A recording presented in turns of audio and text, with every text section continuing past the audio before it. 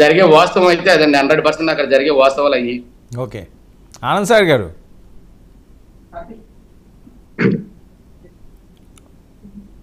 వినిపిస్తుందా?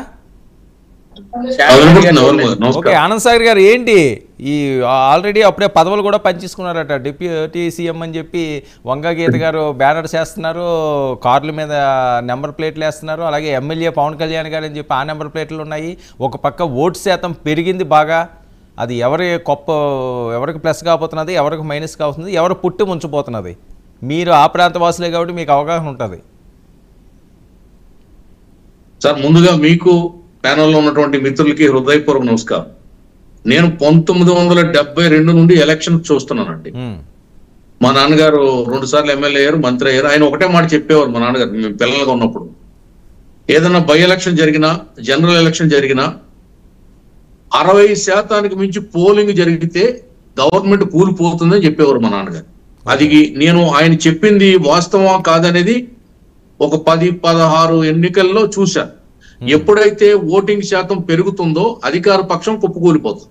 గత ఎన్నికల్లో కూడా మా గవర్నమెంట్ కూలిపోవడానికి పెరిగినటువంటి ఓటింగ్ శాతమే కారణం. ఇప్పుడు 2.5 నుండి 3% ఓటు శాతం పెరిగింది. తప్పకుండా గవర్నమెంట్ కూలిపోతుంది అనేదానికి ఇంతకంటే తార్కాణం ఇంకేమీ చెప్పుకోక్కర్లేదు. ఇదేమీ అతిశయోక్తి కాదు, వాస్తవం, చారిత్రక సత్యం. ఈ పరిణామాల్లో వైసీపీ వాళ్ళు ఏంటంటే వాళ్ళు మేము గెలుస్తాం అనేది చేస్తున్నాం. ఇక్కడ నాకు కొద్దిగా జ్యోతిష్యం కూడా తెలుసు, అది కూడా చెప్తున్నాను మీకు.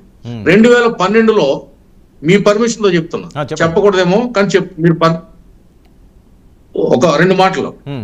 2012లో గురుడు వృషభ రాశిలోకి ప్రవేశించినప్పుడు జగన్మోహన్ రెడ్డికి నిర్బంధ యోగం వచ్చింది, కారాగార వాసం వచ్చింది, జైలు జీవితం వచ్చింది. ఇప్పుడు కూడా సేమ్ అదే ప్లానటరీ పొజిషన్, గురుడు వృషభ రాశిలోకి వచ్చాడు. తప్పకుండా జగన్మోహన్ రెడ్డి ఓటమి ఖాయం, ఆయన అష్ట కష్టాలు పడ్డం ఖాయం. నిర్బంధ యోగం, ఈ జైలు యోగం, ఈ యోగాలన్నీ ఏవైతే ఉన్నాయో అన్ని ఆయనకి రాబోతున్నాయి క్లియర్ కట్ గా. ఇది శాస్త్రాన్ని నేను 40 ఏళ్ల నుండి అవపోసన పెట్టాను, ఇది వాస్తవం, ఇదొకటి వాస్తవం. ఇకపోతే పిఠాపురంలో సీన్ ఏంటంటే, పిఠాపురంలోనే కదండి యావత్ ఉమ్మడి తూర్పు గోదావరి జిల్లాలో చెప్తున్నాను మీకు, 18 నియోజకవర్గాల్లో స్టార్ క్యాంపెయినర్ గా తిరిగాను నేను తెలుగుదేశం పార్టీ తరఫున, కూటమి తరఫున. దాదాపు అన్ని నియోజకవర్గాల్లో కూడా మధ్యాహ్నం 12 దాటిన తర్వాత, మీ వాయిస్ మ్యూట్ లోకి వెళ్ళింది, ఒకసారి చెక్ చేయండి. 12 దాటిన తర్వాత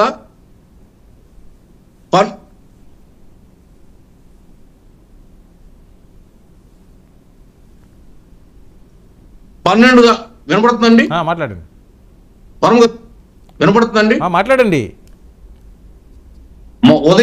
ఉదయం నుండి 12 గంటల వరకు వైసీపీకి ఫేవర్ గా ఓటింగ్ జరిగింది.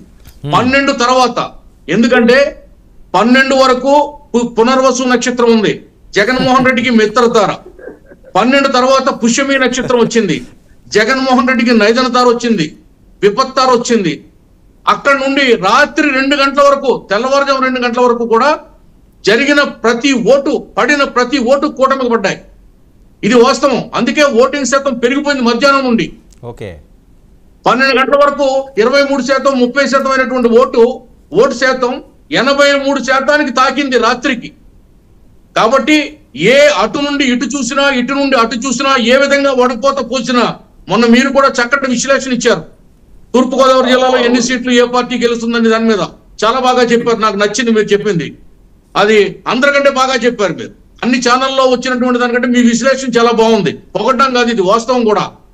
సో ఇవన్నీ చూసుకుంటే పిఠాపురంలో పాపం వంగా గీత గారు, ఓటమి ఎరుగని వంగా గీత గారు మొట్టమొదటిసారి కంగు తినబోతున్నారు, ఓడిపోబోతున్నారు, భారీ తేడాతో ఓడిపోబోతున్నారు. ఇది రేపు సూర్యుడు ఉదయిస్తాడు అనేది ఎంత సత్యమో, పిఠాపురంలో వంగా గీత గారు భారీ తేడాతో ఓడిపోతుందనే దానికి అదే కూడా అంతే వాస్తవం. రాష్ట్రంలో చంద్రబాబు నాయుడు గారి నాయకత్వంలో కూటమి ప్రభుత్వం ప్రమాణ స్వీకారం చేయబోతుంది అనేది కూడా అంతే నిజం.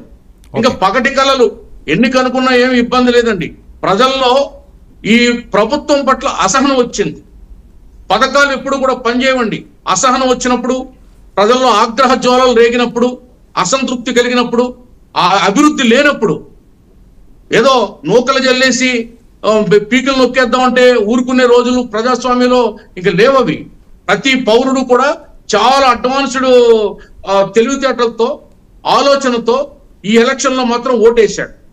రాష్ట్రానికి కావాల్సింది రాజధాని, రాష్ట్రానికి కావాల్సింది అభివృద్ధి, రాష్ట్రానికి కావాల్సింది ఒక పరిపాలన దక్షుడు, అనుభవజ్ఞుడు ముఖ్యమంత్రి కావాలని చెప్పి, అది చంద్రబాబు నాయుడు గారు అయితేనే బాగుంటుందని చెప్పి ఒక కృత నిశ్చయంతో ప్రతి ఓటరు, ఇంకా ఒకటి చెప్తున్నాను సార్, అగ్ర కులాలు అంటే బ్రాహ్మణ, క్షత్రియ, వైశ్య, ఇటువంటి కాపు, కమ్మ, వెలమ, ఇటువంటి ఏదైతే అగ్ర కులాలు ఉన్నాయో వాళ్ళు సాధారణంగా ఓటేయడానికి రారు.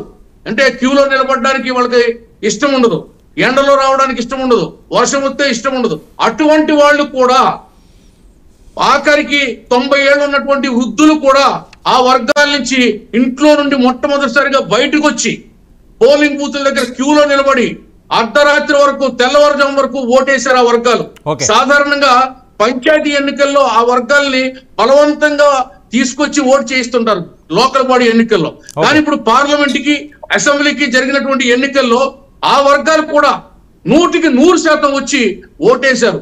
ఎక్కడో హైదరాబాద్ లో ఉన్నవాళ్ళు, కర్ణాటకలో ఉన్నవాళ్ళు, బెంగళూరులో ఉన్నవాళ్ళు, మహారాష్ట్రలో ఉన్నవాళ్ళు, పూణేలో ఉన్నవాళ్ళు, కలకత్తాలో ఉన్నవాళ్ళు, పంజాబ్ లో ఉన్నవాళ్ళు బస్సుల మీద వచ్చి ఓట్లు వేశారు సార్. డబ్బులు అడగల, కిరాయి అడగలేదు.